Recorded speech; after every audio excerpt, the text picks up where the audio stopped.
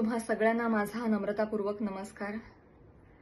सबंध महाराष्ट्राचे मी सर्वप्रथम मनापासून आभार मानते।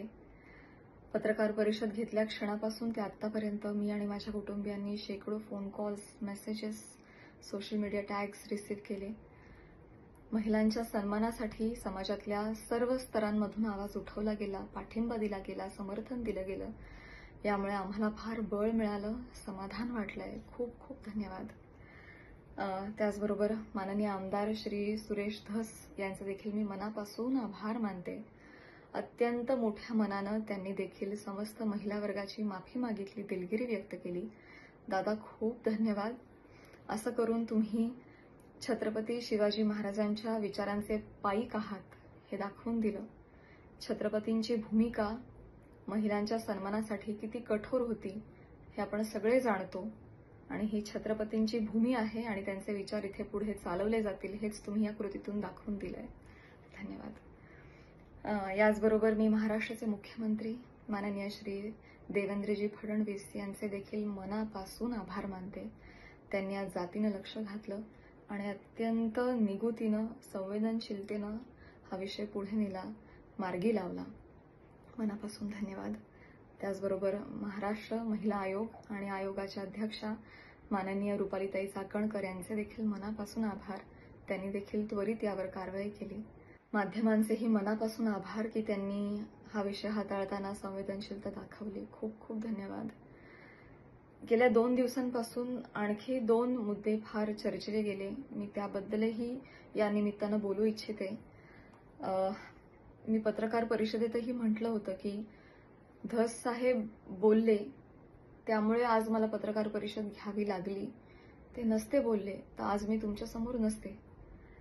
त्यामुळे कुठलंही आंदोलन, कुठलाही मोर्चा, कुठलीही मोहीम त्याला डिस्ट्रॅक्ट करण्याचा माझा हेतू नव्हता।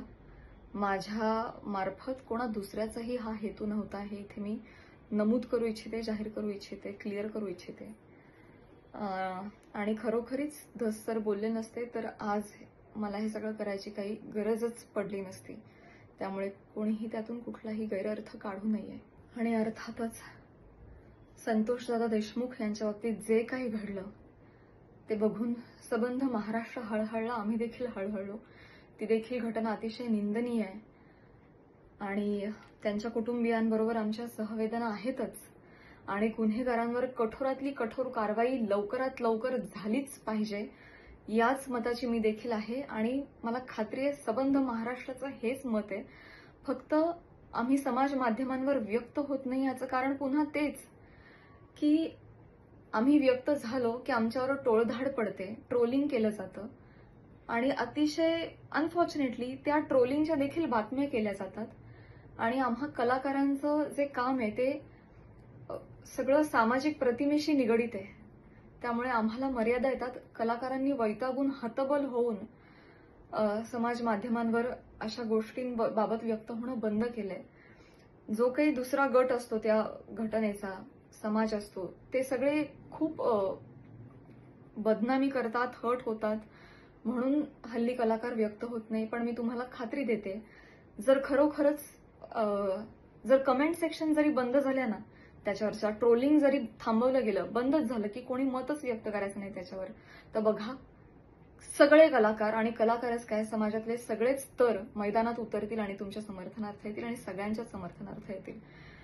फक्त आता सोशल मीडिया आणि युट्यूब चॅनल्स हे मोकाट सुटलेत, त्यांना कुठल्याही नियमाअंतर्गत बसवता येत नाही। अभिव्यक्ती स्वातंत्र्याच्या नावाखाली मोकाट येते।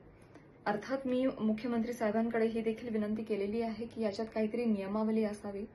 ते देखील मला म्हणाले की केंद्र सरकारपासून सगळेजण याबाबत विचार करतायत आणि काहीतरी मार्ग काढायचा प्रयत्न करतायत। कुठल्या तरी ज्युरिस्डिक्शन अंडर त्यांना त्यांच्यावर कारवाई करता येईल असा प्रयत्न आहे आणि मला खात्री वाटते की माननीय मुख्यमंत्री साहेब या हत्या प्रकरणातील सगळ्या गुन्हेगारांवर कारवाई करतीलच आणि याही बाबतीत कठोर नियम आणतीलच, मला ही खात्री आहे।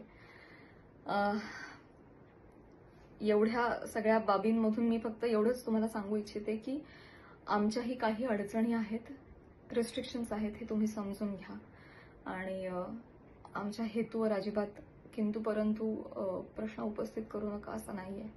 कलाकार माणसं ही जास्त संवेदनशील माणसं असतात, त्यामुळे आम्ही सगळेजण तुमच्या पाठीशी आहोतच.